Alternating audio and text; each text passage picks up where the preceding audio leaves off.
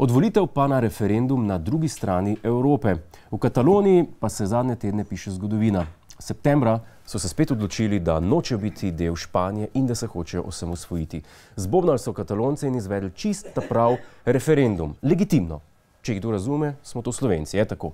Razlogov za osamosvojitev je več, večinoma pa je to stvar ponosa in gospodarstva. Je pa nekaj jasno. To ni Katalonija, ampak Andaluzija in vam tako dol visi, da še tega niste opazili. To je Katalonija. Kakorkoli, oblastem v Madridu referendum ni bil najbolj všeč, zato so se na poskuse osamosvajanja odzvali čisto racionalno in miroljubno. Por eso se oye este refrán y viva España y siempre la recordarán y viva España. Zdaj za vas ne vem, ampak jaz to težko gledam. Ne maram nasilja. Še ko je Kacin hvalico po glavi s cajtngom je bilo prehudo. Ni pa to prehudo za kravatarje v Bruslu in v naši vladi. Niti eden ni rekel, ej Španija, Allah ne. Ne?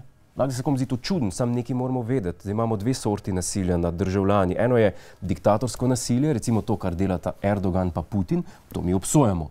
Pa imamo pa demokratično nasilje, to, kar dela Španija. To recimo pa je sprejemljiva oblika nasilja. To je isto, kakor če recimo sosed ropota s kosilnico ob 8. zjutraj v soboto, pa je to govno, pezde.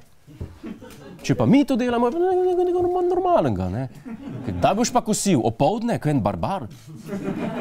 No, pa se oglasil še španski kralj, to je mož od one kraljice, ko je Pahor pred leti pecel, se spomnite? In a clear and definitive way have put themselves outside the rule of law and democracy. Pa neki ženski glas, čuden, ne? To pa ni bilo demokratično, je rekel kralj. Da ti kralj naklada o demokraciji je isto, kot da Jadranka Juras napiše knjigo o zrezki steličkov. No, prejšnji teden je predsednik Katalonije napovedal, da bodo napovedali osamosvojitev, po napovedi pa je pisal zgodovino.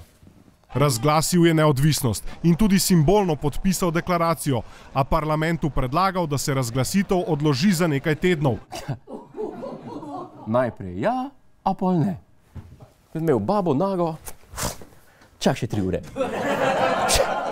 Čak še 3 urce. Ne se ga štekam, če ti španski premijer grozi s tanki in arestom, je verjetno boljš, da malo počakaš. Čeprav vsi primerjajo Katalonijo za Slovenijo leta 1991. Lejte, mi smo živeli v svinčenih časih udbo komunizma, pa nas na referendumu ni garbala milica. V svetli prihodnosti demokracije pa je zgodba malo drugačna. To je naš YouTube kanal. Klikni na ta gumb in se naroči, da boš na tekočem. Polajkaj nas tudi na Facebooku in na Twitterju. Pa po pameti!